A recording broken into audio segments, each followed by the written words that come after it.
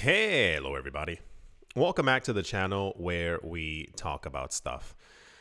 I know the last 10 days have been very intense within the cryptocurrency space. If you saw the last video that I made, we were also discussing why Bitcoin has been dropping down in price. There were around 5 to 7 different theories. There were a lot of people, especially the day after the Bitcoin ETFs were released.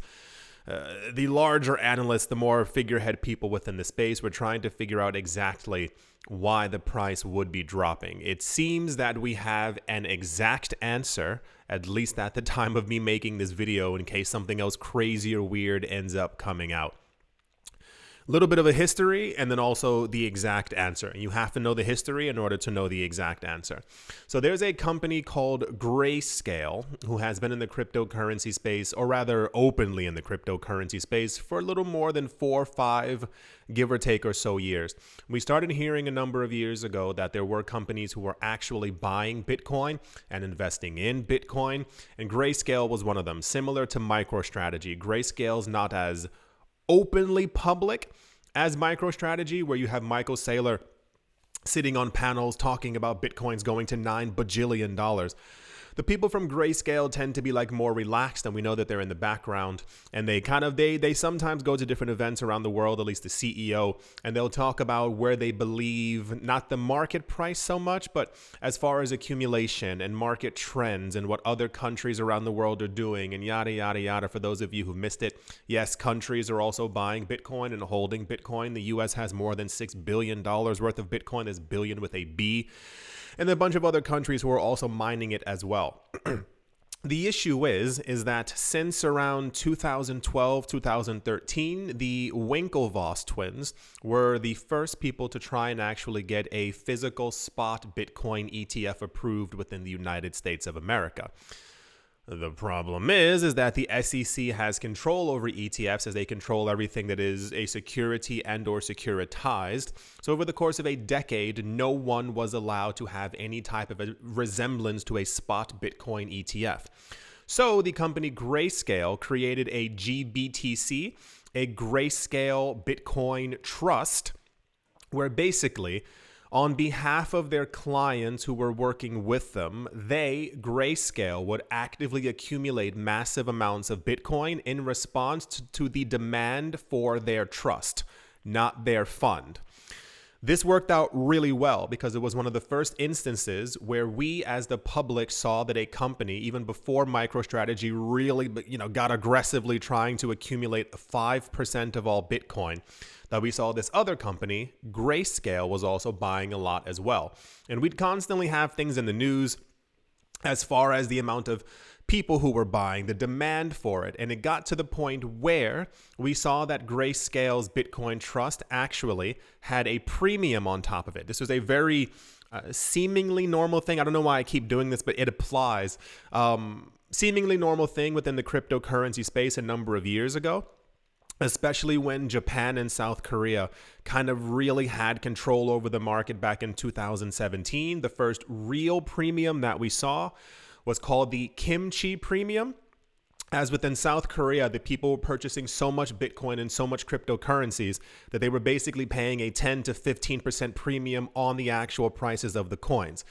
We saw this more in 2018 and 2019. It didn't make the news as much because it was basically happening in a number of countries that were actually collapsing. Like the currency was completely collapsing. So people there had decided collectively to start buying a lot of Bitcoin instead. And of course, with news like that, you can't really have it on like mainstream news because it'll kind of reflect very, very negatively on the idea of fiat currencies. The kimchi premium and the Japanese premium, which also had no quirky little name to it, then merged into this other kind of Grayscale premium. Why? Because Grayscale became kind of the de facto place for institutions to be able to invest in cryptocurrencies. As far as we can understand as everyday normal people from having read the news over the course of the last couple of years, these companies are completely able to buy Bitcoin themselves on Coinbase, on Kraken, on Gemini. Cool, got it. You've heard me complain and, I've been annoyed about it before. But what companies who are dealing with 100 million, 350 million, $1.4 billion worth of purchases over the course of a matter of time is they want it to be as legitimate and legal as possible. They want it to go through another company in a securitized manner so that if something happens to their money or to their coins, they basically have someone else to blame. That's kind of what it comes down to. You want an extra like non-risk factor inside of the entire thing to be able to say, as opposed to A, we bought $1.5 billion worth of Bitcoin. We tried to liquidate it. Our tax losses don't apply the same as if B, we got it from a company and something should happen to that Bitcoin. Well, A, the company's liable, and B, if we should lose money, then we can definitely write it off because it is in a securitized, regulated manner through a company and through a trust or through some type of a fund. It's when you deal with really big numbers that you kind of get into situations like this. So Grayscale for about 2 years had a very hefty premium on their Grayscale Bitcoin trust. The issue then turned into that Grayscale kind of realized while the market was asking for a physical spot Bitcoin ETF, they were the only people who really had any semblance of it. They literally had their trust was an ETF and everything but the name. The problem with the name is that you have to go through the SEC. So Grayscale went through the SEC and applied to convert their trust into the letters ETF. And then we all know what happened. The SEC is incredibly special, and over the course of the last decade said no to every single conversion and every single type of a spot ETF where a company would have to hold the underlying asset, which was Bitcoin. Upon the actual rejection by the SEC for the umpteenth time, Grayscale's premium began to actually diminish. And we heard over the course of last year, I believe, after the rejection, that their premium had begun to fall because people expected their trust is basically an ETF. They're going to get approved. It did not get approved. The price of their premium on the actual thing began to fall. The really weird part is that because of the falling in price, people were essentially able to get Bitcoin for around 50% less than it was on market. If the company's holding Bitcoin and their trust in each share is essentially the price of a Bitcoin but fractionalized in a very weird way, if the premium goes down by 50%, the price of Bitcoin on their trust is also down by 50%. So we saw people buying up in a frenzy once again from Grayscale's shares because basically institutions were able to get Bitcoin at a hyper discount, especially as Bitcoin's price fell down to around 17,000, 18,000, somewhere around there. So, like I said, you had to hear all the other parts to really understand exactly what's been going on, because if I just told you the actual news, you'd be like, that doesn't make any sense. Why would people do that? So, about, 10 days at this point? I'm not good with time anymore. We heard that the SEC was going to start approving Bitcoin ETFs. Everyone completely lost their mind. We had the fake news, and then we had the real news that the ETFs were actually a go. The issue once again here is that Grayscale, the company, over the course of multiple years, as it was the only place for U.S. institutions who really wanted to get into Bitcoin, Grayscale held a large amount of Bitcoin because this was the only way that the trust would actually work.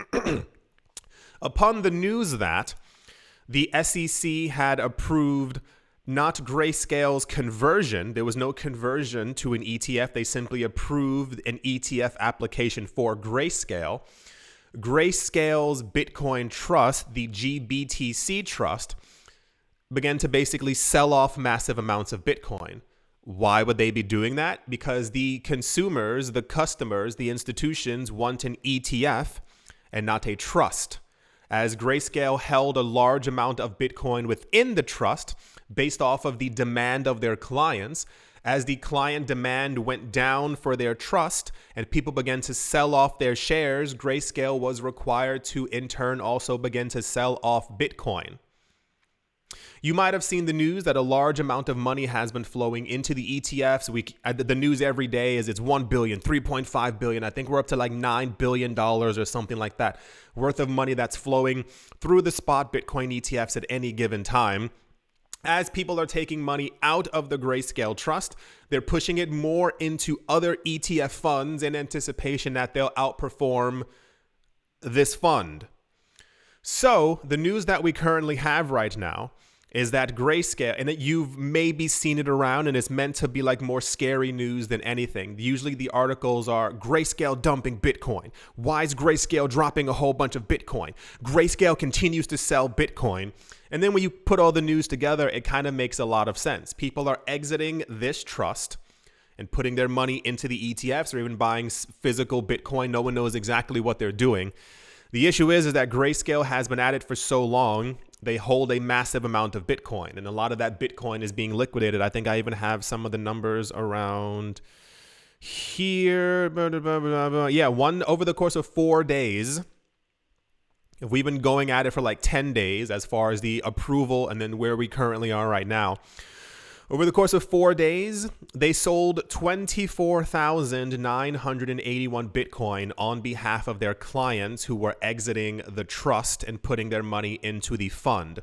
The really fascinating part for me is that this news isn't really all over the place. I've seen a lot of people, whether it be on Twitter, on Reddit, what have you. The main discussion is that the ETFs have failed, or people don't want the ETFs, or there's not a lot of demand, or people sold the news.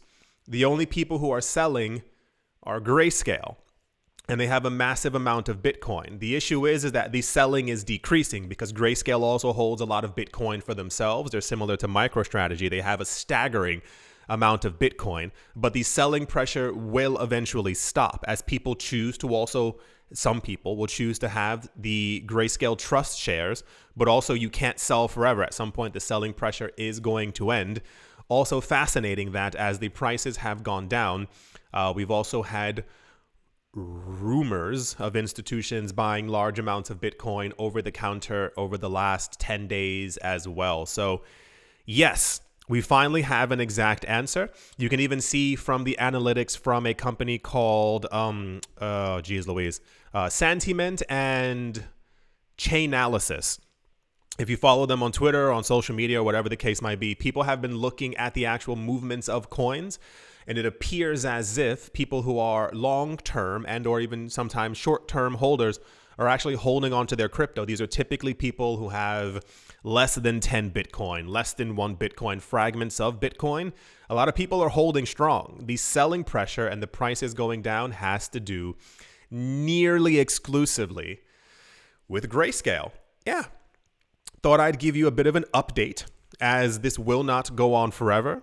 And I say this portion as well because there's always someone out there. A lot of people were mentioning as Bitcoin's price was pumping from $46,000, $47,000, $48,000, $49,000 about 10 days ago that they wish that Bitcoin's price was lower. Oh man, I didn't get to buy enough. I wish the price would go a bit lower. Here's your opportunity. Yeah, I think that's going to do it for this video. I do hope that you've all enjoyed. I do hope you all are having a great day, morning, afternoon, evening, wherever you are, wherever the heck you might be. I do hope it's absolutely fantastic. As always, the articles will be in the description below for those of you who wish to read it. Thank you all once again for watching, listening, liking, commenting, and or supporting. And I will most certainly be talking to you all soon. See you.